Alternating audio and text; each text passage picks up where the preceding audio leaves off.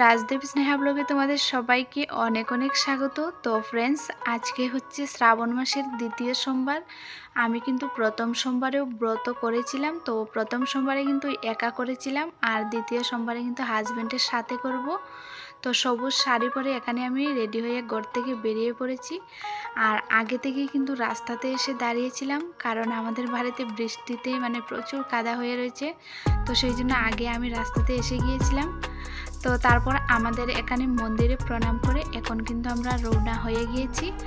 আর রাস্তাতে গিয়ে এখান থেকে আকন্দ ফুল আর একটা বেল নিয়ে নিয়েছি। তো এখন তো বেলের সিজন একদমই নয়, যাই হোক আমাদের ভাগ্য ভালো, তাই বাজারে এসে পেয়ে গেলাম এখানে। তো এই যে প্রচুর লোক কিন্তু পুজো দিয়ে প্রায় চলে এসেছে, আর আমরা কিন্তু এখন পৌঁছে গেছি মন্দিরে। আর এখানে কিন্তু মহাদেবকে সবাই লেন্টি বাবা বলেই ডাকে।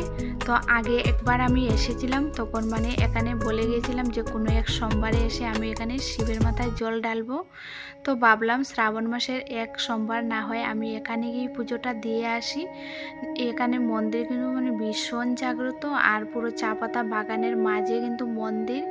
আর এখানে কিন্তু বেশিরভাগই দেশওয়ালি মানুষরাই আসে, আমাদের বাঙালি মানুষ কিন্তু খুব কমই আসে এখানে। তো যাই হোক, অনেকটাই সকাল সকাল পৌঁছে গিয়েছিলাম, তো সেই জন্য কিন্তু ভিড়টা একটু কমই ছিল। এখানে কিন্তু প্রচুর ভিড় হয়। তো এখানে এসে পুজো দিয়ে কিন্তু আমার মনটা ভীষণই শান্তি পেয়েছে। তো যাই হোক, আমি পুরো পুজোটা করে নিই, আর তোমরা ভিডিওটা স্কিপ না করে দেখতে থাকো।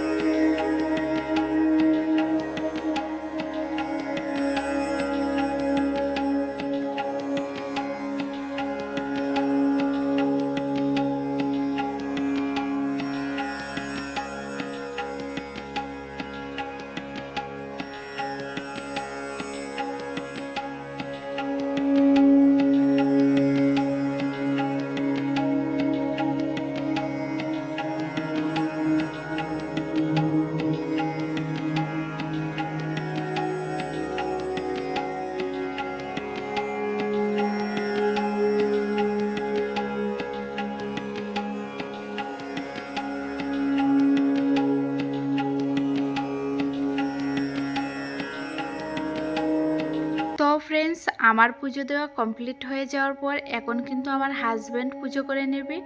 আর আমরা যেহেতু অনেকটাই সকাল সকাল পৌঁছে গিয়েছিলাম, তাই কিন্তু ভিড় খুবই কম ছিল।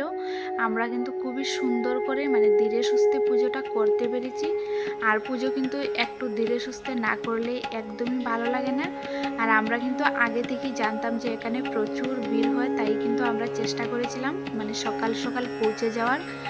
তো যাই হোক, এখানে কিন্তু সুন্দর করে পুজো করে নিচ্ছিল আমার হাজব্যান্ড। আর এই জায়গাটি ভীষণই জাগ্রত, এখানে যা চাইবে তাই পাবে। তাই সবাইকে বলবো, তোমরা যারা আমাদের ব্লগটা দেখছো অবশ্যই কিন্তু কমেন্টে হর হর মহাদেব লিখে যাবে। আশা করছি তোমাদের মনের আশা পূর্ণ হবে। তারপর ফ্রেন্ডস, এখন কিন্তু মাটির প্রদীপ জ্বালিয়ে এখানে আমি মহাদেবকে আরতি করে নিচ্ছিলাম। আর শিব পুজোতে কিন্তু অবশ্যই মাটির প্রদীপ জ্বালাতে হয়। তো তারপর পাশেই কিন্তু আরেকটি মন্দির রয়েছে, তো সেই মন্দিরে চলে যাব পুজো দিতে।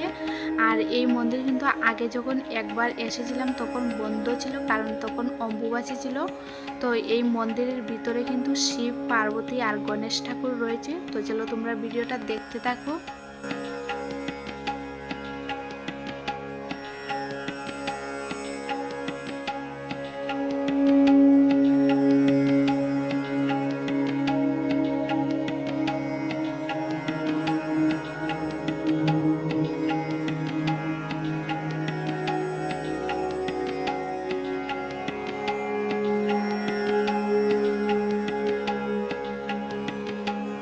তারপর ফ্রেন্ডস, শিবলিঙ্গে যে জল ঢালা হয় সেই জল আমরা এখানে একটু নিয়ে নিয়েছি। আর এই জল তো ভীষণই পবিত্র হয়, তো এই জল কিন্তু সমস্ত করে ছিটিয়ে দিলে অশুভ শক্তি দূর হয়, তাই আমরা নিয়ে নিলাম। আর তারপর প্রসাদ নিয়ে চলে গেলাম একটু চা পাতা বাগানে ঘুরতে, যেহেতু মন্দিরের পাশেই রয়েছে চা পাতা বাগান। তো চলো, আজকের ব্লগটা এই পর্যন্ত। সবাইকে টাটা, বাই বাই।